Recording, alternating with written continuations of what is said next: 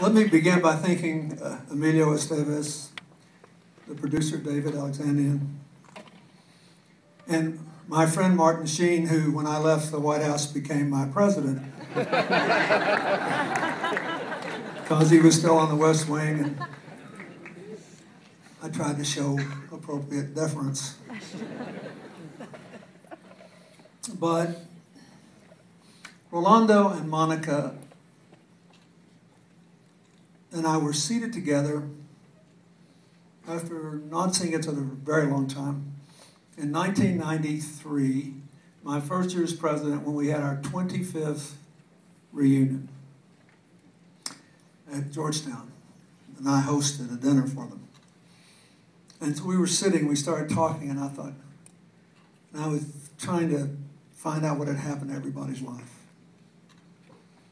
And slowly I became involved with them and their wonderful children, including their siblings, Adriana, Diego, Matias are here. Carolina worked for me for a while, and she's like my own daughter, who is back there and gave you a very good grade on your speech. And I'm very proud of you. But if you really love somebody the way I love Rolando and Monica, the most beautiful thing to me of all was when the first time I saw Luis, and I thought, you know, life could have broken him. You don't even know the half of it. This guy has run his own business, lives in his own apartment, self-supporting, recently broke a bone,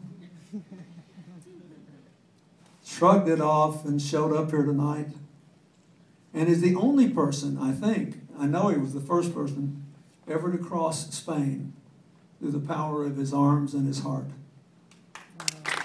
And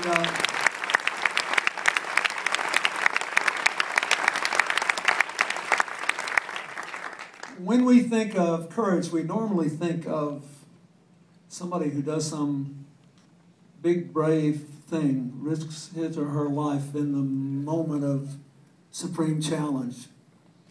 But I think maybe it takes more courage to get up every single day and live with a problem hardly anyone else has and just decide you're still going to be a winner. You're still going to go on. You're still going to make a difference. You're going to find something to be happy about. And you're going to try to do something for someone else and not be obsessed with life, what life has taken away from you, but to be grateful for what you still have. That's this guy. He is a very brave, good person. And I adore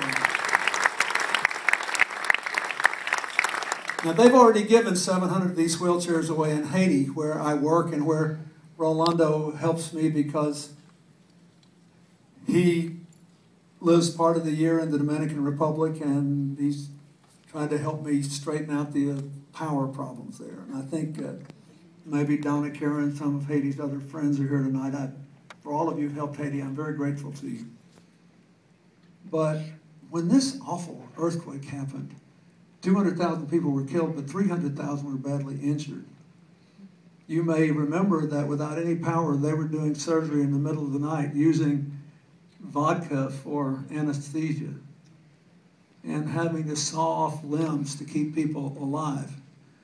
And when I went to work down there, again, I've actually seen, I know it's visible, until you have seen somebody hauled around in a wheelchair, I mean not in a wheelchair, in a wheelbarrow, until you have seen some person, a human being like you, stuck in a shopping cart, until you have seen a person trying to maintain dignity while crawling along on the ground by his or her knuckles.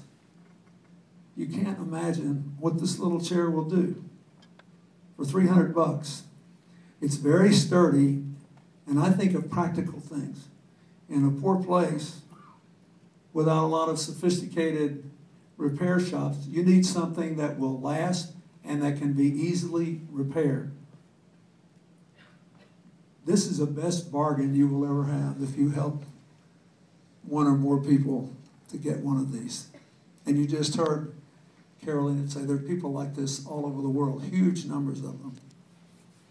I spend a lot of my life trying to help get AIDS medicine, malaria medicine, access to education, help farmers grow crops better.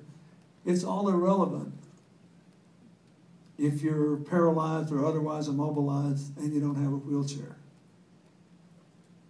So I thank the people who made this beautiful movie. Rolando has convinced me that I need to make this trip with him.